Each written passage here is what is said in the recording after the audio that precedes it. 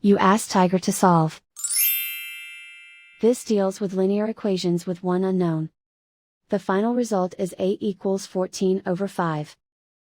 Let's solve it step by step. Simplify the expression.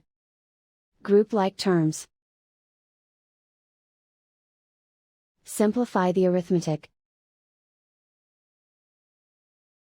Group all constants on the right side of the equation. Add 14 to both sides. Simplify the arithmetic.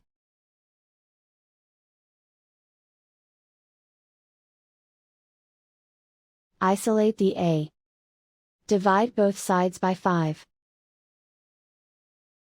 Simplify the fraction.